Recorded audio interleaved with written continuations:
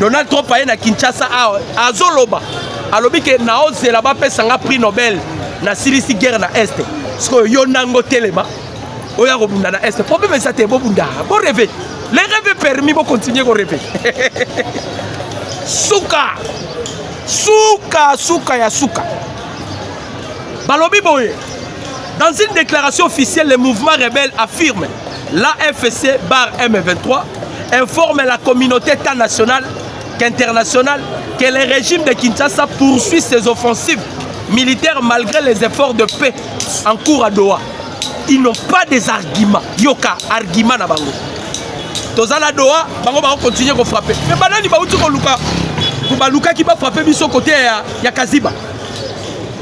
Banani obayaki batu ba contourner Uvira pour pas que le combattant Nicolo côté à Fiz.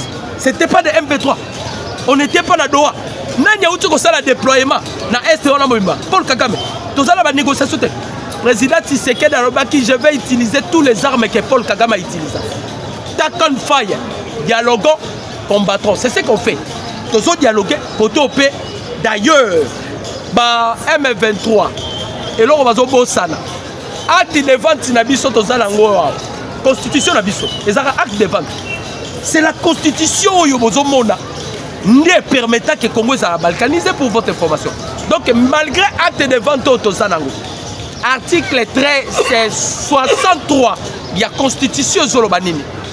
Congolais, il a le devoir sacré de protéger son pays et son intégrité territoriale face à toute menace ou des agressions de l'extérieur. Ouazalendo baza considérés comme des réservistes votés par notre assemblée. Et ils sont apolitiques.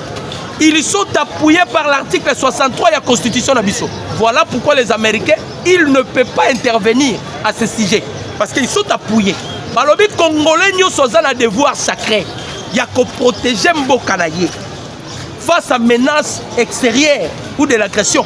Ce que les Ouazalais nous font là, ils vont protéger Mboka. Ils vont protéger Mboka.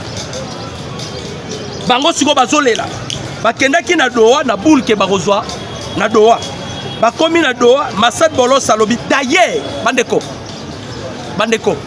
tout solo la kaka na normalité. Donald Trump a vu Pasteur Naye. Jackson. Pasteur Naye, privé. Abi makambozo le kana Congo za molilito. Kenena okebonde na Congo. Yé mutaye ko délivrer oya wana ndi bakangi Frank Tumba.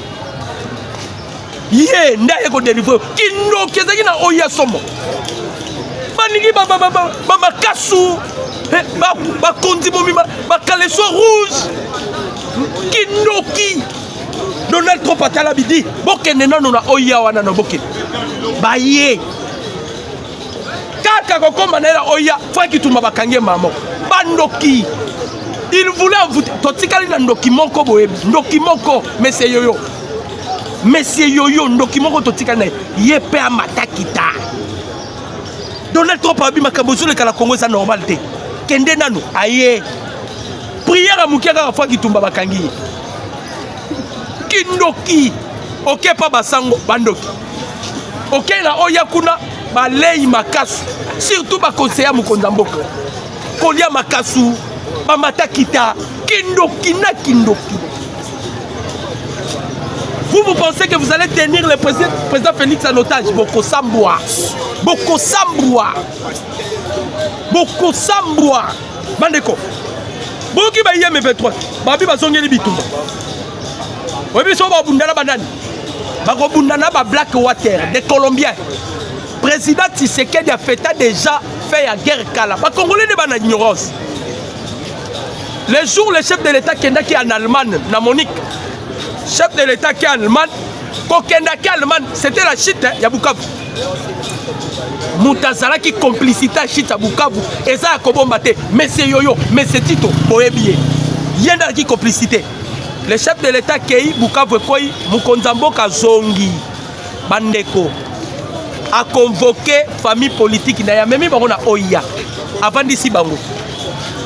Bango baoyebi ke Bukavu ko inanga zoya parce que beaucoup de gens ils étaient en contact avec Nanga. Nanga a zoya ko sala nga babete. Nga nana ngambu na yo.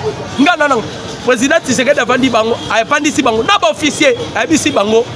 bino nyonso bozalaki prêt à kokimanga natikalaki na mutu moko pembeni nanga Jean-Pierre Bemba yango nalobaka soko fingi Bemba okuta nanga na nzela na ye abi natikalaki na mutu moko Bemba bino nyonso bakimaki mais naye koyebisa bino officiellement nakanye bitumba batali Tshisekedi mutu aganye bitumba Goma na Bukavu abi naganye bitumba esili lobi nango abengi Jean-Jacques Puruzi gouverneur ya Sidi Kivu yo yaka aye président Félix alobi kende yebisa batu na kuna bitumba esili président Goma na Bukavu abi yebisa bango bitumba esili le lendemain chef de l'état lati pembe atambola oyati magasin makolo congolais toujours na ignorance congolais zoyeba te lelo toza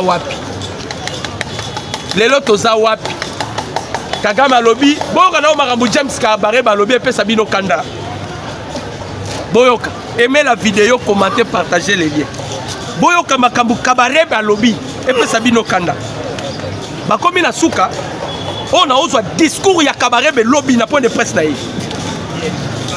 James Kabarebe lance un appel historique. Le Rwanda prêt à accompagner la RDC dans la réforme de son armée. Ozaliboma Kabarebe. Ozaliboma. Boyoka Kabarebe. Bakomi na suka. Le Rwanda lance un appel historique. Il est prêt à accompagner la République démocratique du Congo dans la réforme de son armée. Kagame sera contre. Contrôle ya Est sous na maboko na yeke. Il sera contre même une armée na biso. Bien qu'il y a l'infiltration, mais Kagame ali sous la contrôle almete. Kabila fuite tout la musia zaza na Kenya. Depuis kaka bolosa ebisaka yosoro yego mokomona. Na Goma na Bukavu nyatakate. Siko to tuna bande ko ba congolais. Conciliation na yaki kosa. Na obaki za théâtre de chez nous. Na bisaki bino eza théâtre de chez nous. Kabila c'est un frère. Talande to kanga batune la peuple. Talande to kangi mutuna yo Peter nani Christian Chiwewe. Un pasteur. To ebisaki Christian Chiwewe même nzamba obundela ba congolais yo yebate. Message alinga tinde la Kabila. Et comme na maboko général Musunde ngeni. Talanzambe message otindeli Kabila. Mais quel maboko général Mususu. Coup d'état pour préparer na maboko général et puis général ngo coïncidence liboso président Tshisekedi avec okuta mu ndambo dio message kosi ay monsieur président Félix tel no message chef Atala Talabi SNS numéro 1 SNS mutola boke zoé na 0h té na 3h ba ko zoé na 3h na pété mais c'est qui yo yakana no on a le problème administratif ba memié pesa téléphone data santé résout téléphone toutes les conversations na Kabila. Oh, je suis prêt à livrer la tête de Tshisekedi. Yo, oh bon mamutasi akufa. Tshisekedi si akufa. Wana milimo. Tshisekedi si akufa. Asala chance na papa na ye. Oh, aneza la papa na ye. Ya zonga na tombe. On ne peut pas tuer un mort. Et là, on va bossa. Kabare Basuki. Avant de la Mukio, Rwanda a prêt à accompagner son arme. Ozali Boma. James Kabarebe. James Kabarebe, Yoka Makabalobi. Le général James Kabarebe, en tant que ministre d'État rwandais, chargé de la coopération régionale, quel regard portez-vous aujourd'hui sur la situation sécuritaire à l'est de la République et la relation militaire entre Kigali et Kinshasa? James Azo répondait. Je pense qu'il est temps de venir à une lecture plus stratégique, plus lucide de nos réalités régionales. Ce qui se passe à l'est de la RDC n'est pas seulement un problème congolais, c'est un enjeu de stabilité pour toute la région des Grands Lacs. Les Londres il faut se rendre compte. Les Londres il faut se rendre compte. Peuple congolais, on peut tout dire. Je l'ai toujours dit, l'homme a ses défauts parce que Moutazaka Kamutu. Moutaro Kokanan Zambete. Quels que soient les défauts, il y a Moutou. Mais son Zamba poni Moutou poni Moutou. Pendant ce temps, l'instrument que Dieu utilise pour notre pays, c'est le président Tshisekedi. Oh boy, Congo Moussou Zayana Brazzaville. Ok, Brazzaville, ok Congo. Oh boy, ok Congo Brazzaville. Et ça Congo. Bandeko. Soki Tshisekedi a quitté na Mbokoyo, Kabila ngaka tambola likola mitoa ba congolais. C'est la toute première fois. président américain comme médiateur, il y a conflit africain. Et puis à Latiango, à Ebisi autant, dans l'Union européenne, à Biboza Bandoki. Kagame a zobo ma Congolais, bozala ki wapi. Kagame a tali pénalité à crime à sali. Kagame a tali makambo à salabia. Si c'est que Diamba nous invité dans ngato kuta na tête à tête. Si c'est que Dabi bambama atine ba basi et puis ba satine ki ba rwandaise. C'est que Dabi na besoin au ça na bino mabete. Boke boy bisa Kagame nga réponse na ngeza non. Soki ko limbisa na ko limbisa kayete. To ebisa ki Kagame va to limbisa o la musela biso ba Congolo yo boma. Ozuna Nerono Kabila, bala musela biso Chebeya, bala musela biso Bazano, bala musela biso ba Rossi Mukendi. C'est alors Tolimbisi Bino. Soki Bogola Musabangote, à combien plus fort Tolimbisa Bango? Kanyuki a sali po de passe à lobby bazongi. Parce que baza dessine à doigt. Kaka lobby na butu le wazalendo. Ba détruire entrepôt ya ba arme na bango. Nyonso aux alentours ya Bukavu.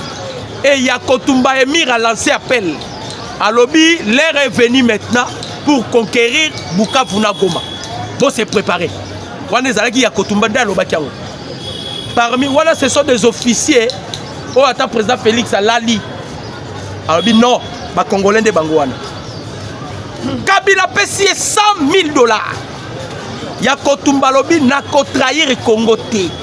Luboyaka Chama, $100,000. Luboyaka Chamalobi n'a qu'à trahir Congo. Oh yo pasteur, yo pitina yo tiwe we pasteur. L'église wala fo bakangango.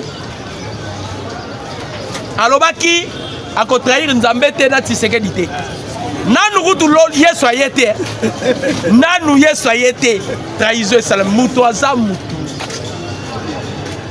Mutu aza mutu. Luboyaka Chama.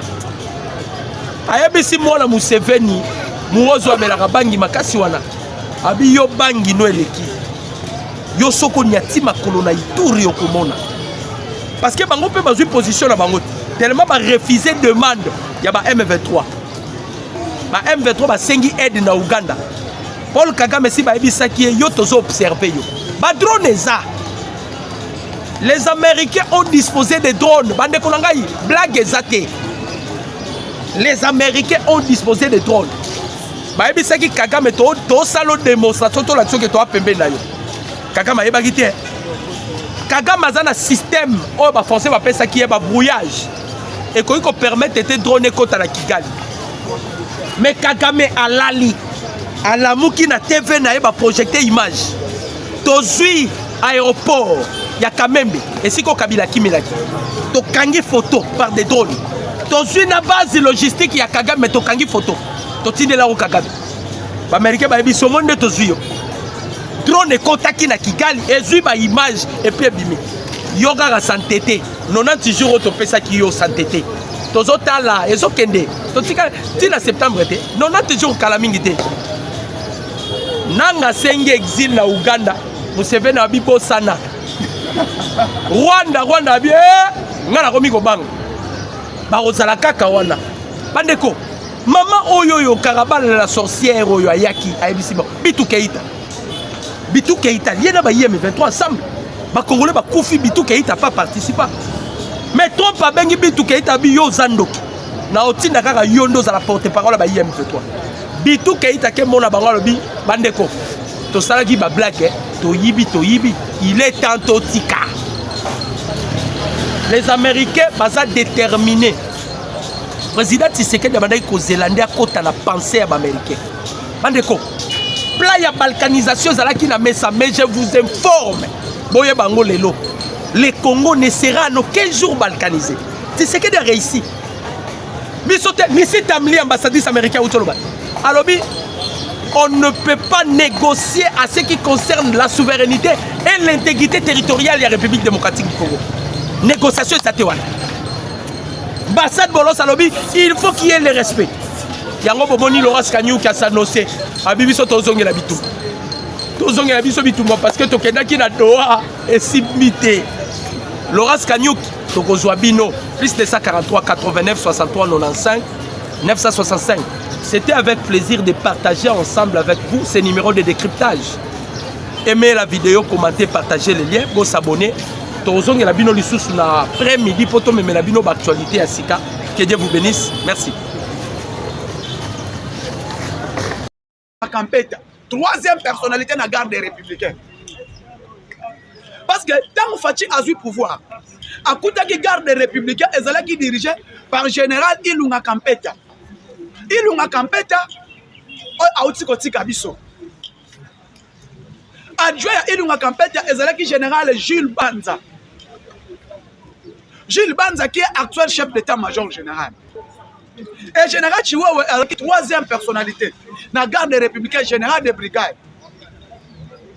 Fati a eu pouvoir. Papa, 2020, a nommé général Chihuahua chef d'état-major général pendant Covid-19. Il y a garde des Républicains. A Mathieu Liboso Pété, il y a général-major. A comme des étapes.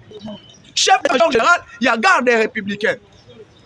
Alors, moi, Babandi qu'on travaillait avec la compétence, sa compétence qu'il avait, parce que le général Chihuahua, il connaît un peu l'armée.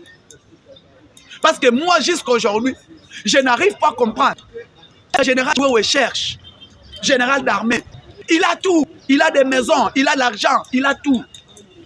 Il a la fortune, général Christian. Il y a un autre qui il est cité dans le dossier sale. Je ne crois pas na fan na moko na tuna lobby diarrhée et salingai. Et na yo kiango que général Yav, lieutenant général Yav a cité dossier, a cité Christian Chiwewe. Na fandi na lobby Nzambe. Oyo nini nga na amona. Oyo nini na zoyoka. Général Christian. On a la prédication à général Christian. Dans l'église, parce qu'il est pasteur. La prédication na na landa, oyo ye aloba, na oyo esalemi lelo, po ba kangaye, ba interpeller, na senes, ba entendre ye, ba yokaye, que batangie pas général Yav pas Philomo, général Yav. Atangi général Christian, et ngai moko. Na fandi na lobby mokili Congo tu as une chance. Comment quelqu'un qui nous a dit s'il y a quelqu'un qui ne doit pas trahir le chef de l'État n'a qu'à trahir ça qu'a Félix Tshisekedi à la cité le long d'un dossier sale qui est général Christian Chiwewe. Non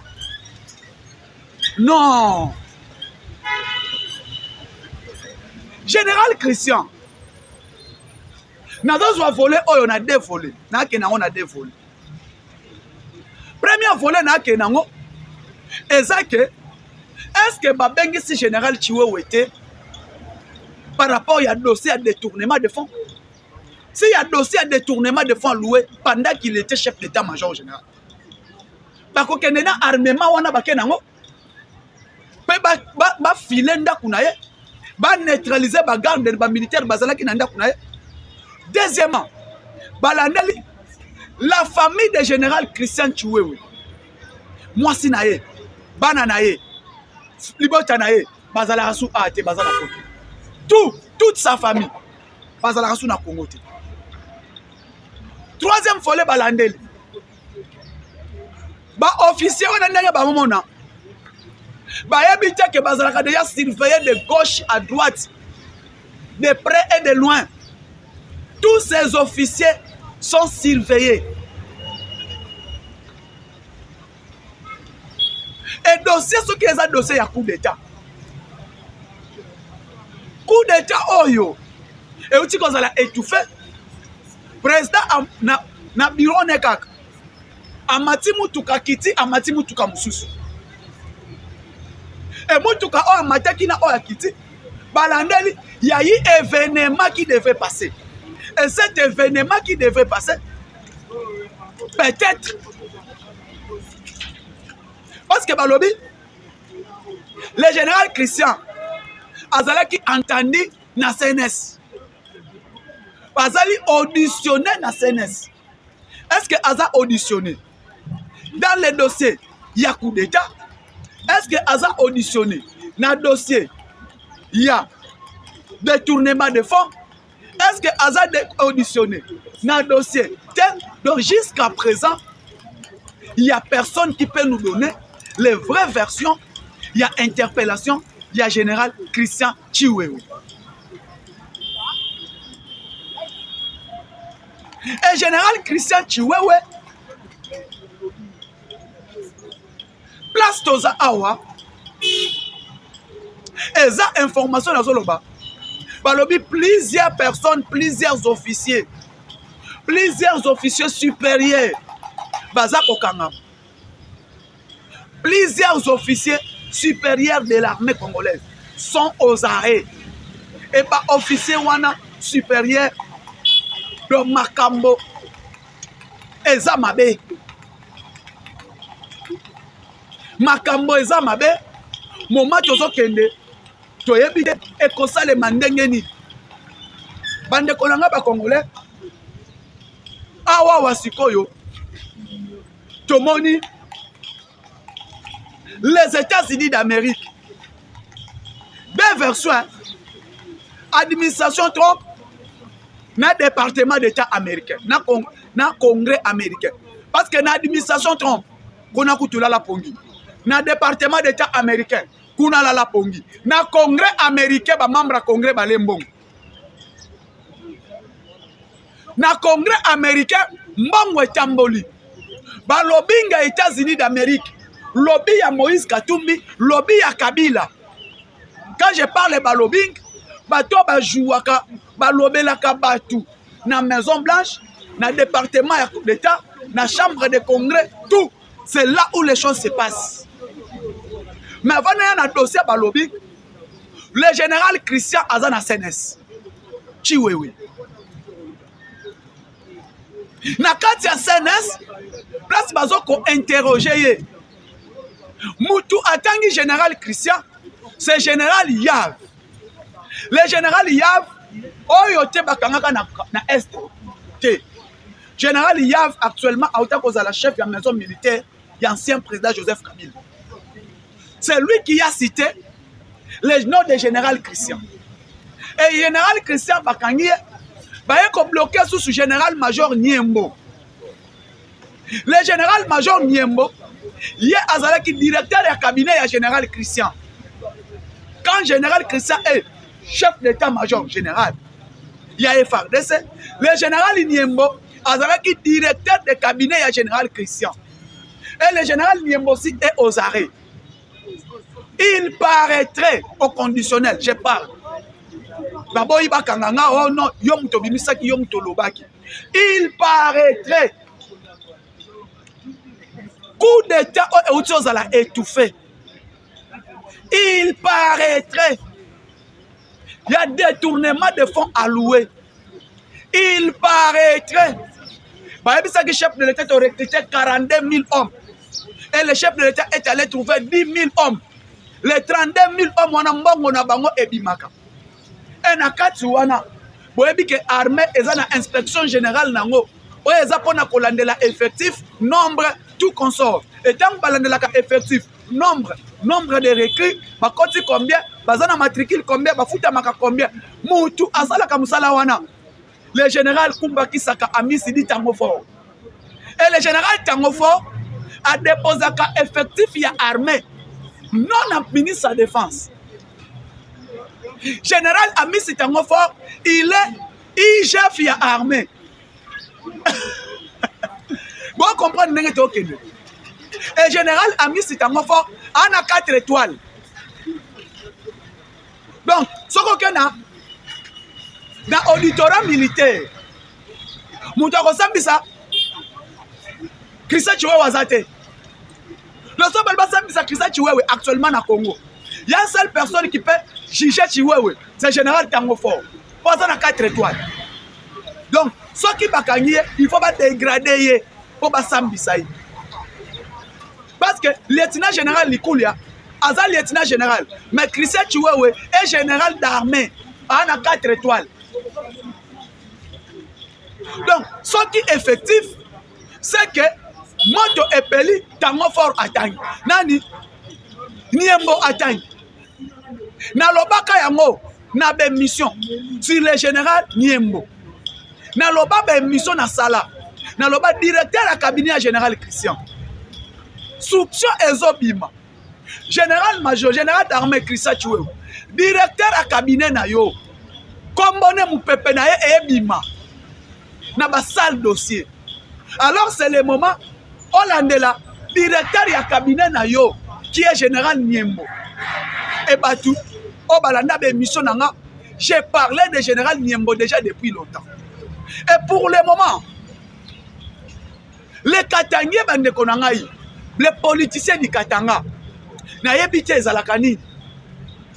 Les politiciens du Katanga, na bandeli na yebite ezalakani. Congo to salabinoni. Parce que les politiciens du Grand Katanga, to yebite, parce que ceux qui n'attendent, n'a pas officier. Baloba teke no Tshisekedi akanga bakatanye. Et loba makina nous que non, bakatanye bazo kanga bango, bakatanye bazo kanga bango. Un moment autozali. Sokozui général Christian Chiwewe, ozui général Niembo, ozui général Yav, ozui nini, bango tout wana sont des officiers du Katanga. On va se comploter contre le président de la République. Et tant que nous bomoni, le général Yav, Filémon, et le général Yav a tangi chef d'état-major général Yakala. Et chef d'état-major général Yakala, Bateko Kangaye, Bakouti déjà nanda kunaye, Bananaye, Nabasi naye, Banyata déjà Ngunda, Banyata déjà Mikil. Et général Christian Tikala yé, ce qui n'a Moutoualambela Kayetou, toute sa famille n'est plus à Kinshasa. Et ça la analyse. Kabila Lobi, ce qui bobomi Félix Tshisekedi, Azala héros. Tala, ben mission na sala na lobangwa. Bato balandakanga. Nabi Kabila a boy ba assassiner Félix Tshisekedi ba binise héros national. Na sala ben mission na lobela yango. Et bato balandanga ça fait 2 semaines passées que j'ai parlé que Kabila na réunion ba koti na ba officier oye abengi. Alors biso qui doit assassiner Félix Tshisekedi. Akobima héros. Qu'est-ce qu'il faut faire? Il faut chasser Tshisekedi militairement. Il faut humilier. Il faut humilier. Ceux qui t'ont humilié, à Kokima, parce que c'est un civil. Et le lot, Kokimi, ça est sur le plan militaire, ça n'a pas tenu. Qu'est-ce qu'il faut faire? Il faut coup d'état. Et coup d'état, wana. Bon, oui, tu as chose à coup d'état, malanga raté. Tu as coup d'état, moussou raté. Et maintenant, coup d'état qu'il prépare. Il fallait faire coup d'état là. Ça fait moins de 3 jours passés. Avant président qu'il y peine. Quand il inauguré, il peine. Et Rataki. Oui. Dimanche na lundi. Et Rataki. Et tant que raté. Le président a changé Moutouka Moussous. Et c'est là coup de place Makamwe Bandi. Et Balandeli. Dans l'armée, il y a des militaires pro-Tshisekedi. Pas officiers de Bazabongo. Pas officiers de Bazabongo. Bango bamisuba boy bamisuba lobi oui. Ba oyo ba boy ba lobi clair. Félix Tshisekedi oyo. Akuti biso na combien? A salaire na biso combien? Peut à promettre biso. C'est son nini mbongo komata susu. Kaka o amatisi biso mbongo. Kaka o azo honorer armée. Kaka ye bolingi bosa la coup d'état. Donc na kati ya ba officier. O baza ba officier supérieur. Ça n'a pas tenu. Pour bon monde. Et général Yav Filémon, elle va soupçonner donc bakangi. Général Yav Filémon ta bani ko entendre ye. Verbe cité au temps présent et bandit. Et verbe cité au temps présent et bandit. Je cite, nous citons. Ne place Bomoni, il y a plusieurs officiers supérieurs qui sont aux arrêts. Mais ne parlez pas que non, on a arrêté des officiers katangés. Non. Parce que Oyo Batangi, ne bango babimi. Parce que bango baye bakate ba surveiller ka bango de loin et de près. Na kati état-major général. Donc, bako sabinote, baye bisabinote, jusqu'à présent, Tozolande la dossier à général Christian parce qu'on a arrêté lui et son directeur de cabinet, qui est le général Inyembo. Général Inyembo, il a travaillé avec Mbala Moussese. Général Inyembo, il a travaillé avec Etumba. Etumba qui est conseiller militaire à Joseph Kabila jusqu'aujourd'hui. Et quand moi j'ai parlé, tout le monde a encerclé Ndolo. Comme il y a un magasin Ndolo, j'ai parlé général Christian. Comment est-ce que jusqu'à présent, le président a promis l'armée 100 000 maisons militaires à construire dans Mbok. Les 100 000 militaires Ezawapi. Le général Christian amène chef de l'État dans le Congo central pour lui montrer l'effectif de l'armée.